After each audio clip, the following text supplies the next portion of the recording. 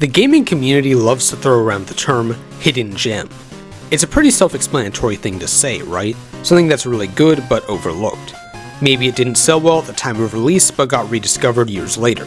Maybe it's on an older handheld console, seemingly forgotten by its publisher, who refuses to re-release it to modern audiences. Maybe the community just doesn't talk much about it. So, Mega Man 5 on the Game Boy. If you're an entrenched Mega Man fan, you've probably heard stories about this game for a long time, even if you haven't actually played it. But from browsing the Wikipedia page, it seems the reception back when it initially released in 1994 was okay. Most reviewers noted that while fun, the game doesn't do much of anything to stand out from the other 10 Mega Man games that came before it. Yeah, it's easy to see why some people were exhausted by this point, which probably explains the lukewarm reception for Mega Man 5 and 6. Some scores for Game Boy 5 even dropped as low as 5 out of 10, yikes. For reference, Famitsu gave it the exact same rating as, wait for it, Mega Man 2 on the Game Boy. Absolutely brutal. So clearly there wasn't much we were missing out on, right? Well, over the years, 5 developed a strong reputation as a hidden gem, the best of the Game Boy games. Maybe it could even compete with the consensus greatest classic Mega Man games of all time, 2 and 3. But there was simply no way to play it unless you had a Game Boy and a ton of disposable income, because the game was just so rare.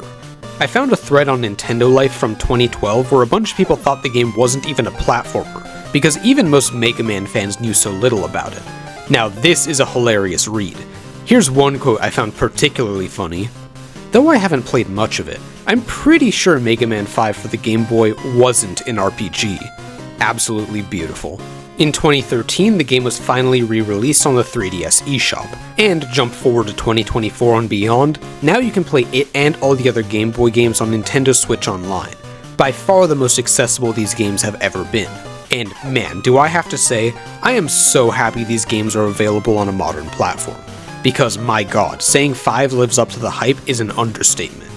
This is, in my opinion, one of the greatest Mega Man games of all time for so many reasons. If you've seen my previous videos on the Game Boy games, you'll know that I like all the other ones developed by Minakuchi Engineering, but don't consider any of them among the Mega Man greats. 4 in particular had a lot going for it, but fell down when it came to the pretty bad level design at times. Well, that's how I felt at least. Since 5 uses essentially the exact same base, all they really had left to do was craft some great levels. So let's do it. It's time to see exactly what makes Mega Man 5 on the Game Boy so good. In my previous videos, I've mentioned that the story in these older Mega Man games barely matters to me at all. Mega Man 6 is the only exception, but even that was only because of the world travel theme.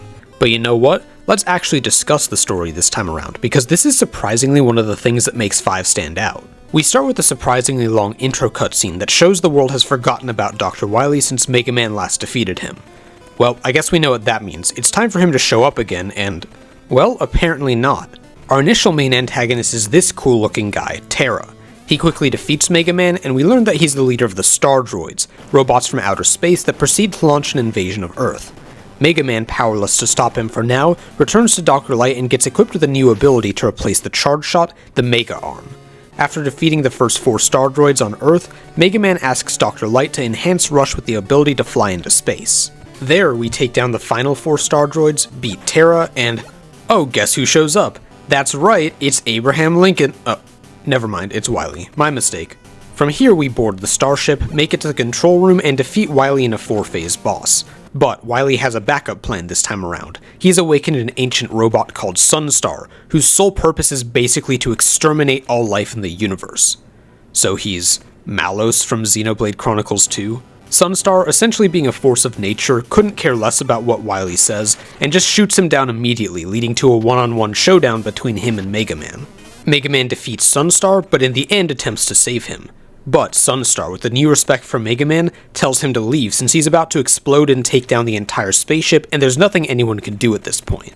Mega Man escapes, and finally back on Earth, Wily attempts to fight Mega Man only to notice, oh yeah, I was just shot down by an all-powerful being. Oops.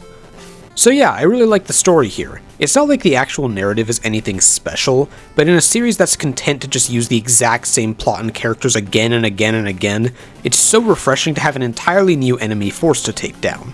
The Star Droids' designs are great, sticking to the classic Mega Man art style while changing up just enough to give the game its own unique flavor. Sure, many of them are directly inspired by the Robot Masters. I mean, Venus is literally just Toadman again, but it still feels great to have something totally new. Choosing to base the star droids on the planets of the solar system was a nice decision, working perfectly within the usual 8-stage structure. There are 8 planets other than Earth after all. Well, kind of. Rest in peace, Pluto. And Sunstar works really well as the final antagonist. Fighting this ancient being that wants nothing other than to destroy the universe is pretty different from what we're used to, and I like it a lot. It reminds me of Mega Man X more than the classic series, honestly.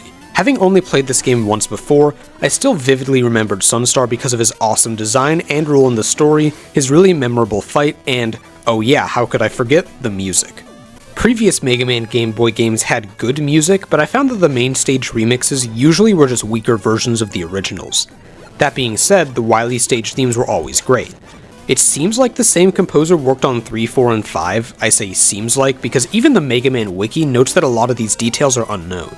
I certainly believe it though, as 5's soundtrack feels like an expanded version of what those games were doing. And that's a good thing because this music is pretty great. Not quite up to the level of 2, 3, or 6 on the NES, but still a good listen. Again, I've only played 5 once before, over a year ago, but I still remembered the Venus, Mercury, Pluto, and Uranus themes.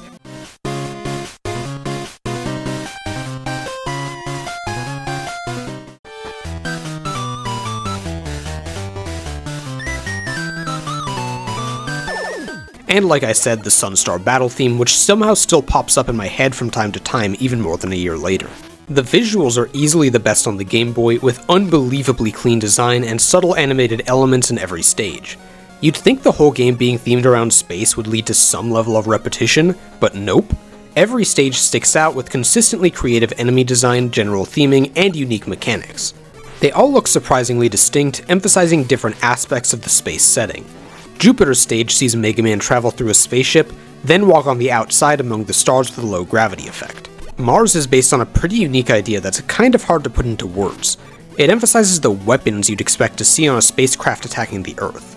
You fight against a bunch of enemies that shoot missiles at you in various ways, including these rockets that take off and attempt to land on your head if you're too slow to defeat them. Oh, and monkeys throwing bananas because, yeah.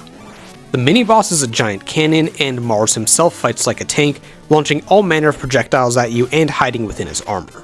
I don't know, stuff like this is really cool to me. The team challenged themselves to come up with a lot of new ideas, and basically all of them work, with only 1 or 2 stages falling into predictable archetypes. I also appreciate that they found a new way to incorporate one of my favorite things about the earlier Game Boy games, the level mashups, like how Dr. Wily's Revenge mixed Elecman and Airman into one hybrid stage. It's not just that the team here came up with awesome new ideas, but they add in ideas from other Mega Man games really tastefully. Mercury's stage takes a few smaller elements from Metal Man and Dustman. These enemies in a Crusher section literally just shoot Dustman's weapon at you, which made me crack a smile. Or how Neptune is inspired by, get this, Chargeman, Toadman, Diveman, Elecman, and Waveman, despite having a ton of its own ideas as well. It's things like this that I absolutely love. Fans of the series get a small moment they get to geek out over. But if this is somehow your first Mega Man game, although, let's be real, it isn't, everything works just as well without prior context, and it doesn't feel like it's just copying what already worked either. And that leads us to the gameplay discussion, because, yeah, this is basically another Game Boy 4, just adding a few new things and fixing the stuff I didn't like from that game. Copy-pasted level design? Totally gone. Well, at least back to the standard of every other game in the series. The slowdown? Not totally gone, but I found it to be less common, and the designers have accounted for it much better this time around. I find that in visually taxing areas, the number of bottomless pits and instant kill hazards has dropped significantly. This means that even when the slowdown does happen, it's usually in combat scenarios rather than platforming, which is far less egregious to me. Still an issue for sure, but a huge improvement. 5 also carries over the shop system from 4, something I really liked about that game. While the only permanent upgrade you could get there was the energy balancer, it was still a really nice thing to be able to do, and having currency makes exploring stages more rewarding. Here there are actually 3 permanent upgrades you can get, the returning energy balancer, and 2 upgrades for the new Mega Arm. And oh yeah, the Mega Arm. I wouldn't necessarily want this to become the new standard and replace the Charge Shot going forward, but it's a really fun mix-up for one game. Essentially, Mega Man launches a rocket-powered arm, functioning exactly as you'd expect. But now you can't shoot again until the arm returns. This sounds like a pretty big downgrade, but the way it's set up makes it more of a trade-off. First of all, the middle charge does 2 damage now rather than 1, meaning there's more of a reason to actually use it. This is especially great in the bosses, giving you another way to do more than 1 damage at a time if you're close by. Also, the arm does a bit of damage on its way back, giving you some insurance in case you miss. And then there are the 2 awesome upgrades in the shop, one that lets the arm pick up items as it comes back, and another that lets you grab onto enemies and continuously squeeze them for extra damage. These are really fun, although the squeeze attack is difficult to activate, and honestly I'm not sure how you're expected to do it. From looking online, it seems like most people have also had trouble with it working consistently, which kind of sucks, and unfortunately does make the Mega Arm a bit less fun to use than it could have been. But the weapons pick up some of the slack, as we once again have a consistently useful and fun loadout.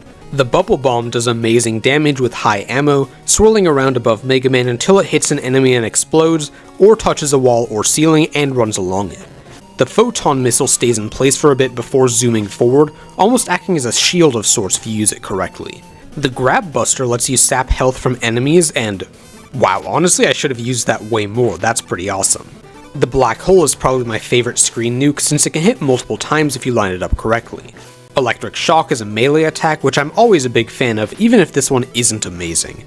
Salt Water is about as useful as drinking salt water in real life, meaning don't, and the Break Dash and Deep Digger are vastly improved versions of the Charge Slide and Guts arm, which also have applications in the stages themselves with breaking blocks to find secrets. Speaking of, the way secrets work in this game is pretty nice.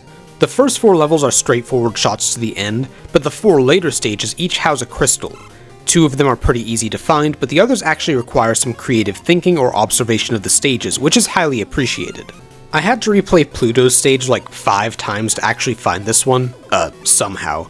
And the Jupiter Crystal is especially complex, forcing you to take this upper path to the top, climb back down, and realize the room you entered from has changed in the process.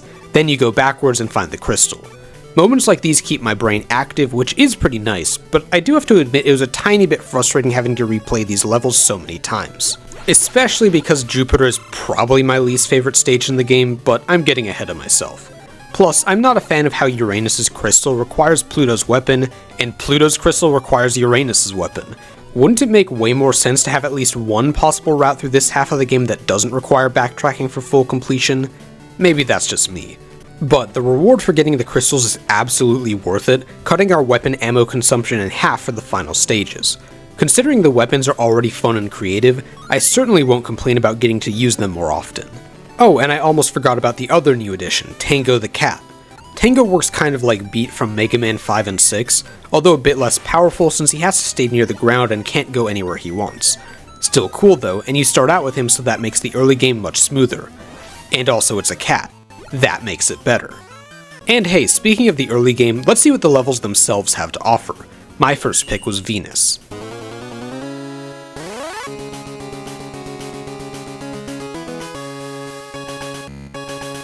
And, I was wrong. Don't pick Venus first. This is maybe the hardest stage in the game, at least by far the hardest of the first 4, but I do like the way it works. This level features some creative elements like these waterfalls that intermittently push you off ladders if you're not fast enough, and this fun section later on where the floor is bouncy. The controls for this part are weird but kind of satisfying. You get extra height if you jump while moving. The second time we see this is actually pretty hard too, with these instant kill spikes you have to maneuver around, which takes some real skill to pull off quickly. The enemies are really creative here too, like this owl that flaps its wings and sucks you in to create wind in both directions. And this crab that creates bubbles that trap you, although that last one can get a bit annoying. I actually think this reminds me a lot of Dustman from Game Boy 3 as well, where it's long and varied and difficult. Like, I actually ended up spending 21 minutes here, although I could have cut that down by going to finish the other stages first and getting some upgrades. But it's balanced much better than Dustman and never got annoying in my experience. Venus is also a pretty cool boss, using some exploding bubbles and running around in a readable pattern. And like I said, the weapon is one of my favorites. Definitely a great stage. I have a bit less to say about Mars, as the main thing that stuck out to me is the theming around weapons, which I already mentioned.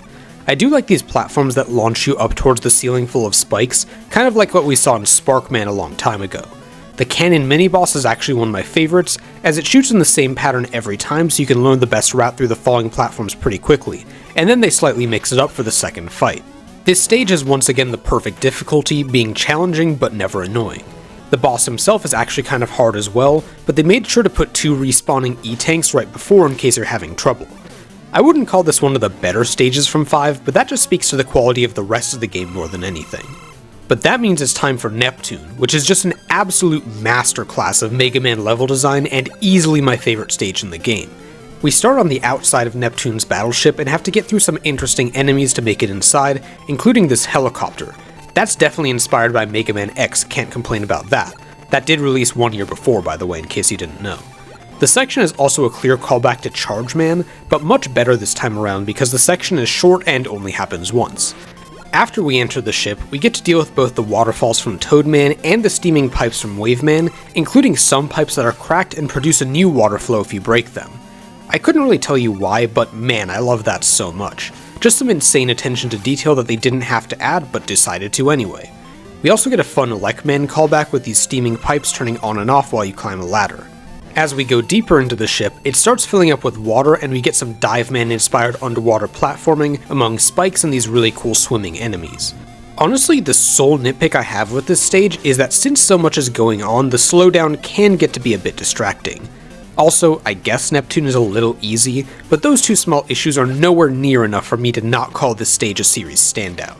It gets inspired by a bunch of Mega Man's previous ideas, while twisting them into something new and different, and, dare I say, better than all of the stages it's inspired by. And for the final stage of the first half, we have Mercury. This is the factory level, and it's definitely my favorite version of this idea, at least visually. I love the enemies using attacks from Dustman and Sparkman, and the conveyors carrying blocks around using some interesting layouts is a pretty fun and simple challenge. I like the Crusher section a lot as well. But the really interesting thing here is the boss. Mercury plays kind of like a devil fight, where he breaks into invincible pieces and moves to the other side of the room where you can finally hit him. And remember how his item, the Grab Buster, can steal health from enemies? Well, make sure not to get hit by this attack because he'll steal your items as well. This is especially insane in the boss rush later on, where he stole my S-Tank, which, by the way, fully heals you and refills all your weapon energy for every weapon. It also costs more than 100 P-chips, but honestly, I kinda love that he's able to do that, since you don't really need those for the final level this time around anyway. And that's the first half complete. Before the second half, Terra makes you fight Dark Moon, which... oh, it's just another devil boss. It's also not even that hard, so I don't mind this all that much. And then it's off to space. But oh yeah, it's time for Saturn, giving me exactly what I wanted. More gravity gimmicks, yes! I swear I will never get tired of these, but let's be honest, this is the best one. Here we have different zones which affect your gravity, with some that cut your fall speed in half and some that double it. I mean, you literally could not possibly get me to hate a section like this, but even considering that, I think it's still done perfectly. Later on, you have to stay within the correct zone while doing some pretty tricky platforming and not jumping too high, ramping up the challenge exactly as a level like this should. I mean, I did this part first try because, you know, I'm just the greatest Mega Man player of all time, but it's pretty tough to get right and just a ton of fun. You know what's not a ton of fun though? This enemy that rings a bell and slows down time, just... why would they include that? Seriously, gross. I do appreciate that the level looks kind of like a space version of Pharaoh Man for some reason. It's a pretty nice aesthetic. And then the fight with Saturn is pretty fun. He uses his black hole to literally steal our Mega Arm, which, come on, that's just pretty awesome. In general, this game has been great with including some cute little moments like this that put a smile on your face, a sign the developers knew they were making something amazing. Although, on the flip side, Jupiter is probably my least favorite main stage. It's fun to have low gravity while you're in space and normal gravity inside the ship, even if it's not the most original thing of all time. The enemies are all creative with interesting patterns, but if I'm being honest, I find that they just slow down the pace. These guys charge up while invincible and usually block your path entirely, and the magnet enemies take up a lot of space with their huge attacks that force you to slow down. Later on we even get some ice physics for some reason, and even a pretty decently sized branching path for the stage's crystal. There's actually a lot going on here which I do appreciate, but I think it's maybe a bit much and feels a little unfocused. Even if this is my least favorite, if this is the worst it gets, then that is a good problem to have. Next, Pluto is a relatively tough stage focusing on tanky enemies and these falling platforms. I like the platforms since they serve a dual purpose of being obstacles that fall on your head, and also the floor you need to stand on. This is a good stage, but I'll be honest, I have nothing else to say. Oh, except that it took me like 30 minutes to find where the crystal was. I know what you're thinking. And yeah, you're probably right. And I also don't have too much to say about Uranus, outside of the fact that I really like it actually. Some of my favorite elements are these rotating gears that feel a lot like the ones you see in Mario 3, and maybe my single favorite classic series mini-boss of all time. Its name is, and I love this by the way, T-Common. Probably my favorite Mega Man enemy name other than Wall Cancer from X3. Yeah, this picture makes me giggle anytime I see it. For any of you who didn't know this, you're welcome. Anyway, T-Common features the floor moving back and forth, stones randomly dropping as obstacles, and the boss shooting platforms you have to jump on to get just the right amount of height to hit it in the head. Seriously, what an awesome fight, and a great way to end the second half of the game. Which means we're on to the end game. First we fight Terra, who is really easy, and get his weapon, the Spark Chaser. This is a pretty awesome weapon that homes in on enemies and does insane damage, especially great if you combine it with the double ammo upgrade from getting all the crystals. From here we get to infiltrate the Wily Star, which takes place in a space shooter segment? I love when games throw in little sprinkles of other genres like this, although if I'm being honest, this part can get a bit annoying. Enemies just spawn on top of you if you're by the edges of the screen, and I don't think that part is really all that fun. I do like the mini-boss where you fight the Wily Star and take down its main cannon before entering though. Once we're inside we get to hear the climactic Wily stage music, which, I mean, just take a listen.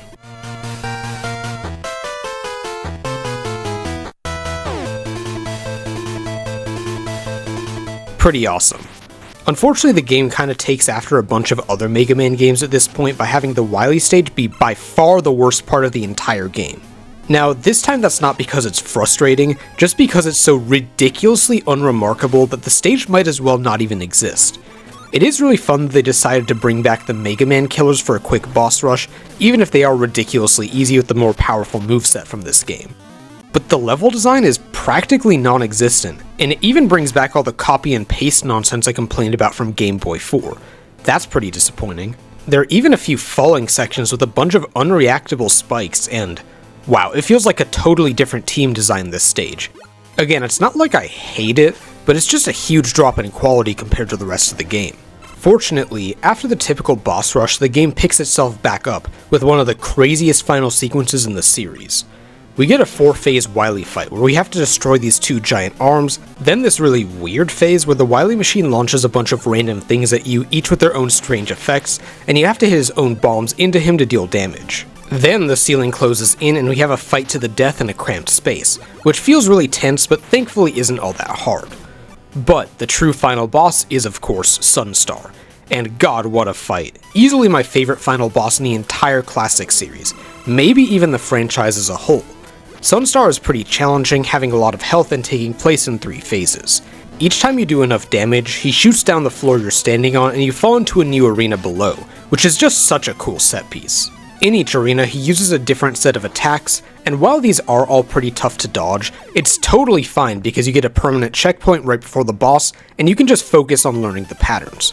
And of course I have to mention the music once again because, wow.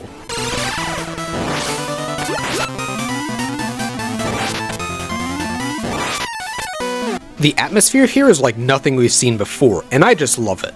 Sure, the fight is pretty easy if you save up some E-tanks, but honestly, it was just so much fun that I actually wanted to experience it to its fullest degree, so I decided not to use them. Compare this to literally every other Wily Machine or Wily Capsule final boss, where I just wanted to beat them and be done with the game, and it's just night and day. Literally, because he is the sun. Get it? Wait, please, no! So yeah, that's Mega Man 5 on the Game Boy. Honestly, my thoughts on this game aren't all that complex. 5 is just a fun, enjoyable game through and through. Are there issues? Yeah, there are. There's some slowdown that gets annoying, the final stage is pretty underdeveloped, I guess I didn't love a few of the enemies, a few of the crystals were weirdly placed, and I don't know, that's kind of it honestly. There are no real crimes of game design committed here, and a lot of the other game's flaws have been polished up as well. It doesn't have annoying beginner's traps like the Boo Beam Trap or Magnet Beam. It doesn't have the distractingly low difficulty that NES 5 and 6 could occasionally have despite how good they are. And it just never once gets frustrating. It doesn't have the annoying bits of level design that Minakuchi's previous games did, outside of a few very minor instances. The levels are the perfect length and are all very well designed, taking a bunch of good ideas from other games and making something truly fresh out of them. The story breaks from Mega Man tradition and delivers something far more interesting and memorable as a result. The creativity is at a level never before seen in the series, with great and unique level themes and mechanics. And there wasn't a single point where I felt like the game was a slog, because even if the final stage isn't all that good, at least it didn't take too long to get through and be done with. Because of all that, this is easily one of my favorite Mega Man Classic series games, and my second favorite Game Boy game of all time. If you're a Mega Man fan and haven't played this game yet, you really owe it to yourself to do so. While I think that all the Game Boy games are worth playing on their own merits, I truly consider this one a must-play for anyone with even a passing interest in Mega Man. Frankly, if it was put in a Legacy collection with the slowdown removed, it might even beat Mega Man 6 to become my favorite 8-bit Mega Man game. Oh, maybe I should play the DX ROM hack someday which does exactly that. Future stream idea? As is, it's very, very close, but I'd just barely give the edge to 6 for now. And with that, we've wrapped up Mega Man's 8-bit era, going out with a bang. Now it's time to make my Mega Man tier list, as a little celebration of what the series has done so far, and to summarize my thoughts on all these games that often get directly compared with each other. So, first up, Mega Man 1. While this game holds up okay, I've never been a particularly big fan of it, so it's going in D tier. Not a bad game, but definitely not great. Next, Mega Man 2 jumps way up the tier list and lands at the top of B tier. A huge improvement over the first game and the basis for the rest of the classic series, but the games would mostly improve from here in my opinion. Mega Man 3 slots into the bottom of A tier. Now this is a game that I love, but I have to concede that it's very much unfinished and has some very weird issues, even if the majority of the time it's a ton of fun. Dr. Wily's Revenge goes at the bottom of C. I honestly like this game more than I ever expected to, but let's be real, it's not much of anything special. Mega Man 4 then goes at the top of D. I guess this is probably my hottest take of the whole tier list, but I feel like I explained my reasoning pretty well in my review. A well-crafted game that strikes exactly the correct combination of small annoying issues to get me in particular to not like it. In last place by far, we have Mega Man 2 on the Game Boy. A hilariously broken mess. It gets Mega Man 2 on the Game Boy tier. Thankfully, Mega Man 5 is fantastic and fills out our A tier. A cleanly designed, fun game in every way. Game Boy 3 gets another low C tier. I do like it more than Revenge, but not by that much, and this is probably the least memorable game on this entire list. Game Boy 4 again gets low C tier. This 3 and Revenge end up at almost the exact same place in my rankings, even if they take very, very different routes to get there. 4 has some very strange flaws that hold back what should otherwise be an amazing game. By the way, while Mega Man 2 is only one tier above, there is a pretty big gap here since it's in high B compared to these games in low C. Mega Man 6, of course, goes into S tier, my favorite game on the NES. While there are a few minor issues, they can't hold back such an unbelievably fun game from making it to the very top of the list, where it belongs. And finally, where does Game Boy 5 go? Well, I've decided to put it in S tier right below Mega Man 6. I don't think this game's status as this rare gem that was the stuff of legends boosts my opinion of it at all. It really is just that fun, totally on its own merits. If you don't believe me, seriously, go play it. And that wraps up my tier list. You can also find this in numerical form in the description of all my recent videos, where I've included a link to a Google Doc ranking every game I've reviewed. I update this anytime I publish a new video, so if you're ever interested in that, just go to any of my videos and take a look. I don't know, ranking things is just a lot of fun. But I think it's time to wrap things up. Next time I talk about Mega Man, we'll be going through the rest of the classic series with 7 through 11 and Mega Man and Bass. But first I have a few other games I want to cover, so it'll be somewhere between 2 to 4 videos before we get there. Join me next time for a video on Castlevania Harmony of Dissonance. Oh boy, now that will be an interesting one. See you then, and thanks for watching.